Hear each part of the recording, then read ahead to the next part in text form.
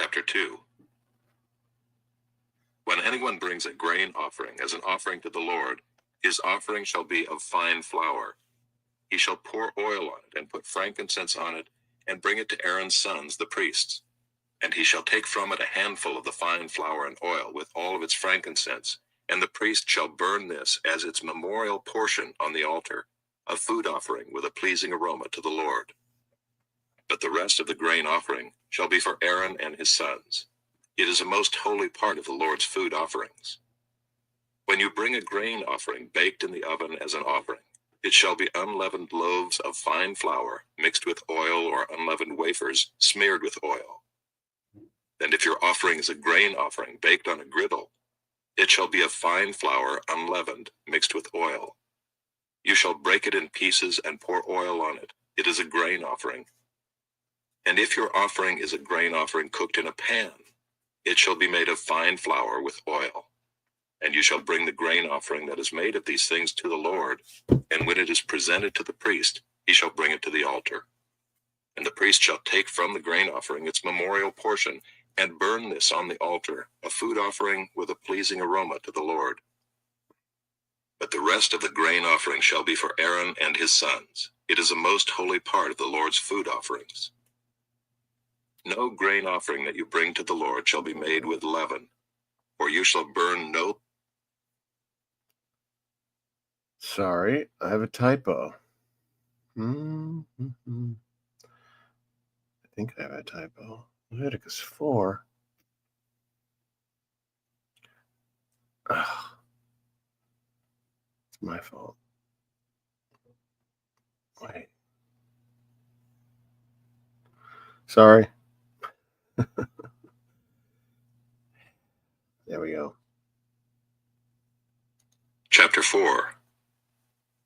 And the Lord spoke to Moses, saying, Speak to the people of Israel, saying, If anyone sins unintentionally in any of the Lord's commandments about things not to be done, and does any one of them, if it is the anointed priest who sins, thus bringing guilt on the people, then he shall offer for the sin that he has committed a bull from the herd without blemish to the Lord for a sin offering. He shall bring the bull to the entrance of the tent of meeting before the Lord, and lay his hand on the head of the bull, and kill the bull before the Lord. And the anointed priest shall take some of the blood of the bull, and bring it into the tent of meeting. And the priest shall dip his finger in the blood, and sprinkle part of the blood 7 times before the Lord in front of the veil of the sanctuary. And the priest shall put some of the blood on the horns of the altar of fragrant incense before the Lord, that is in the tent of meeting, and all the rest of the blood of the bull he shall pour out at the base of the altar of burnt offering, that is at the entrance of the tent of meeting. And all the fat of the bull of the sin offering he shall remove from it, the fat that covers the entrails, and all the fat that is on the entrails, and the 2 kidneys with the fat that is on them at the loins, and the long lobe of the liver that he shall remove with the kidneys, just as these are taken from the ox of the sacrifice of the peace offerings. And the priest shall burn them on the altar of burnt offering. But the skin of the bull and all its flesh, with its head, its legs, its entrails, and its dung, all the rest of the bull, he shall carry outside the camp to a clean place, to the ash heap, and shall burn it up on a fire of wood. On the ash heap it shall be burned up.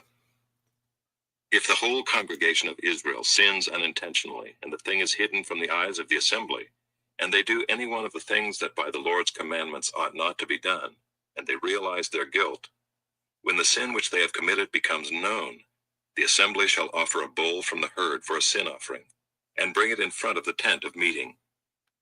And the elders of the congregation shall lay their hands on the head of the bull before the Lord, and the bull shall be killed before the Lord. Then the anointed priest shall bring some of the blood of the bull into the tent of meeting, and the priest shall dip his finger in the blood and sprinkle it 7 times before the Lord in front of the veil. And he shall put some of the blood on the horns of the altar that is in the tent of meeting before the Lord, and the rest of the blood he shall pour out at the base of the altar of burnt offering that is at the entrance of the tent of meeting. And all its fat he shall take from it and burn on the altar. Thus shall he do with the bull. As he did with the bull of the sin offering, so shall he do with this. And the priest shall make atonement for them, and they shall be forgiven. And he shall carry the bull outside the camp, and burn it up as he burned the first bull. It is the sin offering for the assembly. When a leader sins, doing unintentionally any one of all the things that by the commandments of the Lord his God ought not to be done, and realizes his guilt, or the sin which he has committed is made known to him, he shall bring as his offering a goat, a male without blemish, and shall lay his hand on the head of the goat and kill it in the place where they kill the burnt offering before the Lord. It is a sin offering. Then the priest shall take some of the blood of the sin offering with his finger and put it on the horns of the altar of burnt offering, and pour out the rest of its blood at the base of the altar of burnt offering.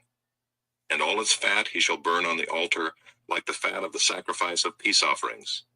So the priest shall make atonement for him for his sin, and he shall be forgiven.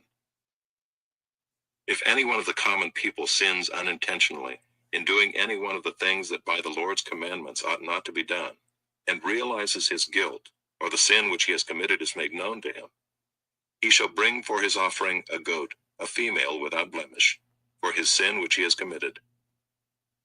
And he shall lay his hand on the head of the sin offering, and kill the sin offering in the place of burnt offering. And the priest shall take some of its blood with his finger, and put it on the horns of the altar of burnt offering, and pour out all the rest of its blood at the base of the altar.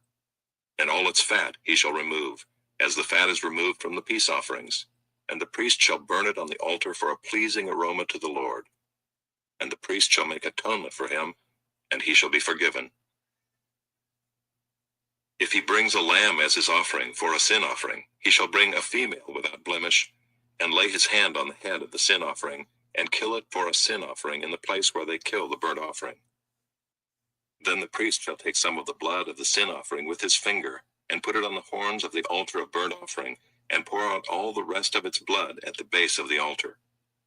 And all its fat he shall remove, as the fat of the lamb is removed from the sacrifice of the peace offerings. And the priest shall burn it on the altar on top of the Lord's food offerings. And the priest shall make atonement for him for the sin which he has committed, and he shall be forgiven.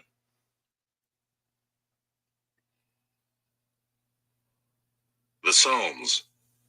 Psalm 1. Blessed is the man who walks not in the counsel of the wicked, nor stands in the way of sinners, nor sits in the seat of scoffers. But his delight is in the law of the Lord, and on his law he meditates day and night. He is like a tree planted by streams of water, that yields its fruit in its season, and its leaf does not wither. In all that he does he prospers. The wicked are not so, but are like chaff that the wind drives away. Therefore the wicked will not stand in the judgment, nor sinners in the congregation of the righteous. For the Lord knows the way of the righteous, but the way of the wicked will perish. Psalm 2. Why do the nations rage and the peoples plot in vain? The kings of the earth set themselves, and the rulers take counsel together against the Lord and against his anointed, saying, Let us burst their bonds apart, and cast away their cords from us. He who sits in the heavens laughs. The Lord holds them in derision. Then he will speak to them in his wrath, and terrify them in his fury, saying, As for me, I have set my king on Zion, my holy hill. I will tell of the decree. The Lord said to me, You are my son, today I have begotten you. Ask of me, and I will make the nations your heritage, and the ends of the earth your possession. You shall break them with a rod of iron, and dash them in pieces like a potter's vessel. Now therefore, O kings, be wise. Be warned, O rulers of the earth. Serve the Lord with fear, and rejoice with trembling. Kiss the Son, lest he be angry, and you perish in the way. For his wrath is quickly kindled. Blessed are all who take refuge in him.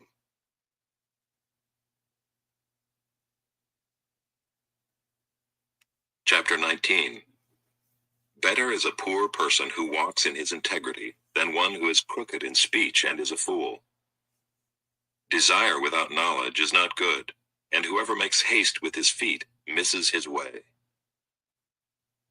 When a man's folly brings his way to ruin, his heart rages against the Lord. Wealth brings many new friends, but a poor man is deserted by his friend. A false witness will not go unpunished, and he who breathes out lies will not escape. Many seek the favor of a generous man, and everyone is a friend to a man who gives gifts. All a poor man's brothers hate him. How much more do his friends go far from him? He pursues them with words, but does not have them. Whoever gets sense loves his own soul. He who keeps understanding will discover good. A false witness will not go unpunished, and he who breathes out lies will perish. It is not fitting for a fool to live in luxury, much less for a slave to rule over princes. Good sense makes one slow to anger, and it is his glory to overlook an offense. A king's wrath is like the growling of a lion, but his favor is like dew on the grass. A foolish son is ruin to his father, and a wife's quarreling is a continual dripping of rain. House and wealth are inherited from fathers, but a prudent wife is from the Lord.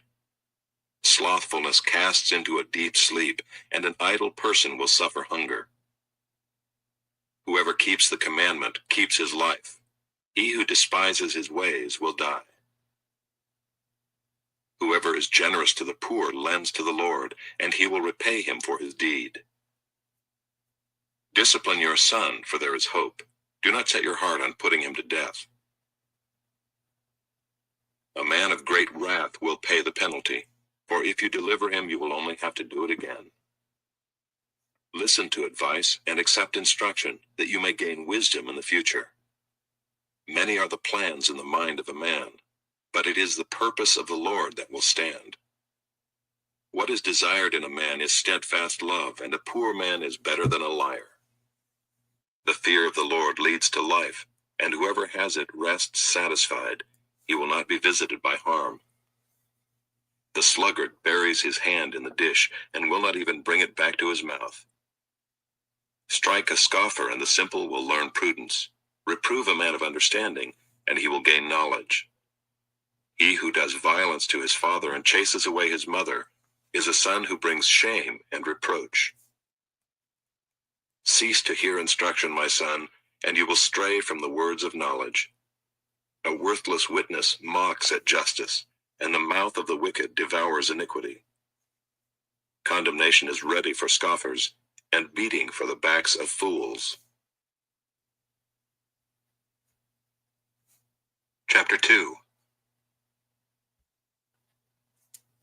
For I want you to know how great a struggle I have for you, and for those at Laodicea, and for all who have not seen me face to face, that their hearts may be encouraged, being knit together in love, to reach all the riches of full assurance of understanding and the knowledge of God's mystery, which is Christ, in whom are hidden all the treasures of wisdom and knowledge.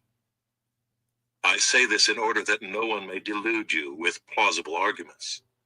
For though I am absent in body, yet I am with you in spirit, rejoicing to see your good order and the firmness of your faith in Christ. Therefore, as you received Christ Jesus the Lord, so walk in him, rooted and built up in him, and established in the faith, just as you were taught, abounding in thanksgiving.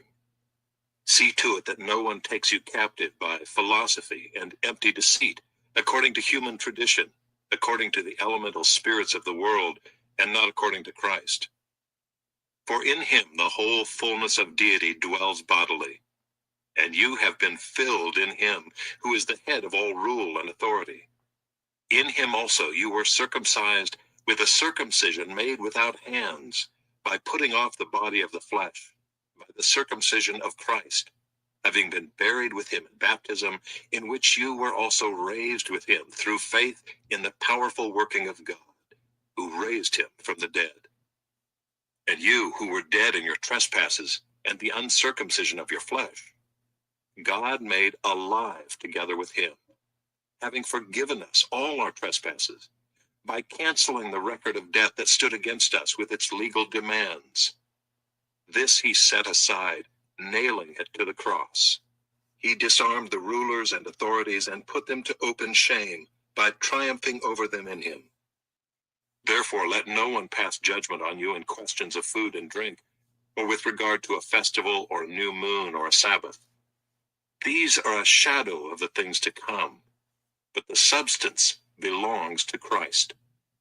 Let no one disqualify you, insisting on asceticism and worship of angels, going on in detail about visions, puffed up without reason by his sensuous mind, and not holding fast to the head, from whom the whole body, nourished and knit together through its joints and ligaments, grows with a growth that is from God.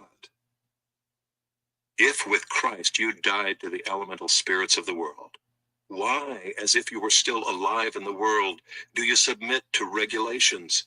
Do not handle, do not taste, do not touch, referring to things that all perish as they are used, according to human precepts and teachings.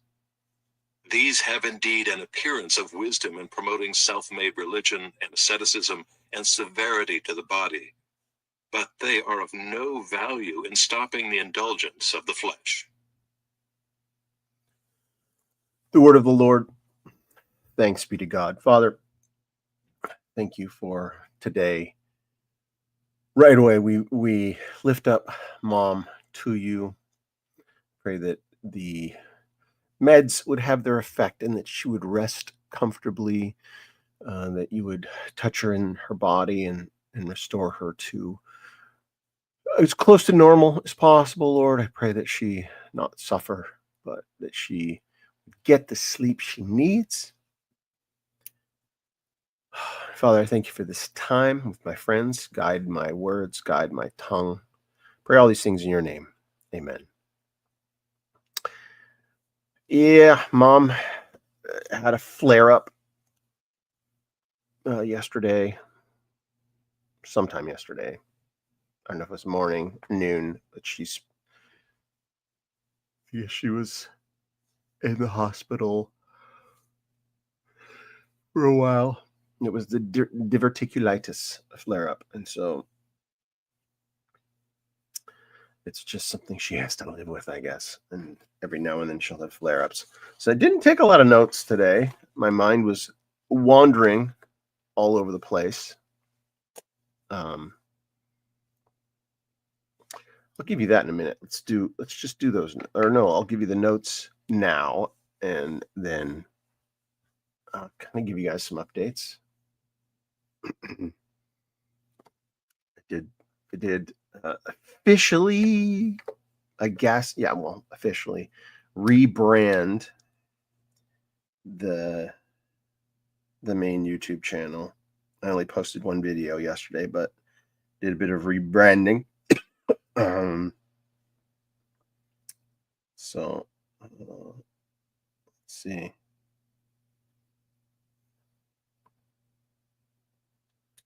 See if I can show you something from this side. Let's see. Anyway,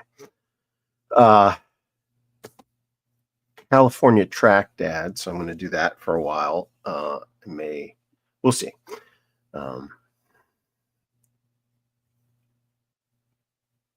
All right, let me do my notes. Am I discombobulated right now? Maybe a little. Here's how. I'll get to that.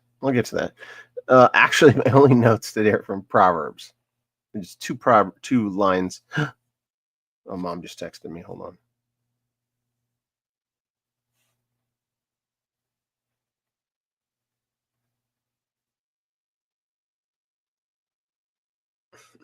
She texted me blank space. So it's either a butt dial or maybe she's coming in. Maybe she's joining us. I don't know. We'll see. She literally just, I'm going to call it a butt text. Proverbs. So the first, there she is. I prayed for you, Mom, and told everybody that you had a flare-up and that you were in the hospital and that you were resting.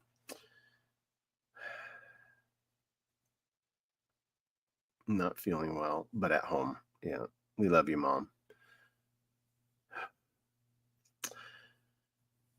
Mom tunes in for the update, no matter how she's feeling. I love you, Mom. I'll give you a call later. All right. This is Psalms. This is not Proverbs. Where's Proverbs? This is Psalms. Oops, Proverbs is down here. Past it. There it is. All right. So in this proverb, and I may have said this in the past, but this is probably the very first Bible verse that I memorized, intentionally memorized. There were Bible verses that stuck with me, that came to me when I was actually first became a Christian at the age of 18. There were a couple of verses that popped into my head. I didn't know they were Bible verses. I didn't know where they were from, but they were there. God planted them. Of course, I know where they're from. They were from Mom keeping me in church as a child, and you're just going to hear truth, and it's going to go in, and it's going to stick, and the Lord is going to bring it back. They're going to go in like seeds and land in the soil, and when that soil is properly watered, they sprout up, and that's the conversion. That was my conversion. So those are verses that I know that I didn't intentionally memorize, but the very first verse I intentionally memorized is right here. Proverb 19 and verse 21. Many are the plans in the mind of a man, but it's the purpose of the Lord that will stand. And in fact, there's two proverbs that are very similar. Both of them, they were. I say I memorized. The other one is actually, I think, coming up in the next chapter or two, but it's very similar. It's many of the plans in a man's heart, but it's the Lord's purpose that prevails. But 19:21, I distinctly remember memorizing Proverb 19:21. Many of the plans in the mind of a man, but it's the purpose of the Lord that will stand. So that I say I memorized it, but did I take it to heart? Do I really believe it? That would be memorizing it. And I obviously believe it, but it just comes back. It comes back at me all the time, and at such times as these, right? Many are the plans, many plans, and you guys have been around long enough to know I'm like the plan man. I've got so many plans. I've got 12 different plans that all have priority. I'm not kidding. I got a list of 12 things that I narrowed it down, right, to 12. And they're all interrelated, etc. There's a lot of plans, 12 plans, but it's the purpose of the Lord that will stand. And so that brings me back. I know what I want to do, and it's not wrong to make plans. This is not saying silly man, you and your plans. It's not what it's saying. It's not saying silly man, you and your plans. What a waste. You're wasting your time. God intends for us to plan. God gave us minds. God gave us intellect, reason, rationality. We're supposed to use it. Use what He gave us. Love the Lord your God with all your heart, soul, mind, and strength. You got to engage the mind and look at your circumstances and plan accordingly. And so I've got plans, but it's the Lord's purpose that will stand. So that second part is it's kind of the stabilizer, right? It's the confidence. It's the thing that we trust. And maybe, I don't know if I've ever said this, but our plans, sometimes they are the Lord's purpose, right? It's like, how does God act? He uses human decision making, right? His will is enacted through human decision making. I mean, he orchestrates everything and brings everything together and weaves this tapestry of human life, the fabric of our lives together. And so it is His will And sometimes our plans and our thoughts are exactly what he wants to happen. And those are the beautiful ones when we have a plan, we believe it's the right thing to do, and it comes to pass, and that's the confirmation. The Lord was inspiring us and guiding us. So the reason this is standing out to me let's move on to this next verse because it kind of hones it in, and I'll transition into just a little bit of updating. Strike a scoffer, verse 25. Strike a scoffer, and the simple will learn prudence. Reprove a man of understanding, and he will gain knowledge. So, at first half, I don't identify with. I'm not a scoffer. Well, okay. I'm not a scoffer in the sense that this is talking about, right? I scoff at Satan. I scoff at people who are deceived by Satan, or I scoff at the ideas of those who are in that camp, deceived by Satan.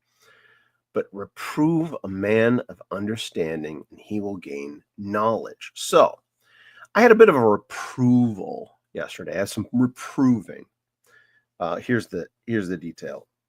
In all my planning and many plans, in all my planning, I have a lawyer, that it's a bit of a catch-22. She's amazing. She's a Christian, and she's a tough as nails Hollywood litigator. Right? She's the kind of lawyer you want for the kind of thing I'm doing. The catch-22 is she's expensive, so I can't just talk to her all the time. She's been very gracious and given me many hours of consultation for free, as she is aware of my circumstances. But so I've been working with the team and brainstorming and planning and doing stuff, and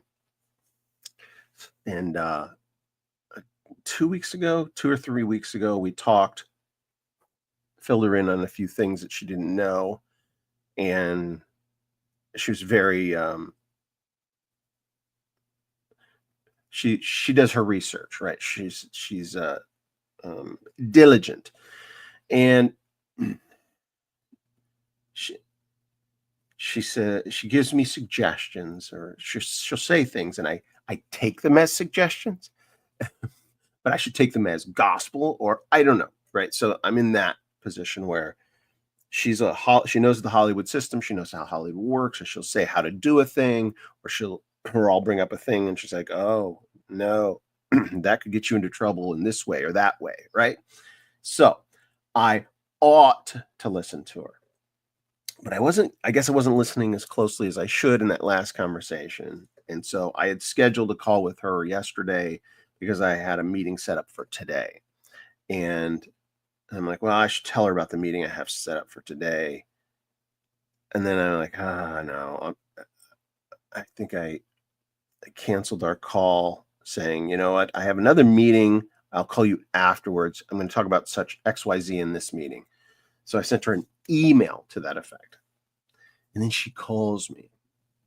She's like, you should never put that kind of stuff in an email, or something like that. And no, this is blah, blah, blah. And I thought I got this through to you, blah, blah, blah. I thought that was behind us, blah, blah, blah. And I was apologetic in the sense, because I was taking what she was saying as a suggestion, but not listening to really the reasoning behind it. And so I was reproved, and I like to think I'm a man of understanding. I was reproved by my very experienced and knowledgeable Hollywood lawyer. And I like to think I have gained knowledge from that conversation. It doesn't help me. Well, it does help me, but it doesn't make the decision-making process any easier. It actually makes certain aspects. I know I'm just kind of beating around the bush, but the word of the Lord is here to speak to me, and the Lord is speaking to me, and I'm grateful that you're here. I love you, Mom. And I know you have a meeting coming up with your doctor scheduled. So just keep praying for Mom and praying for me. Love you all. See you guys tomorrow.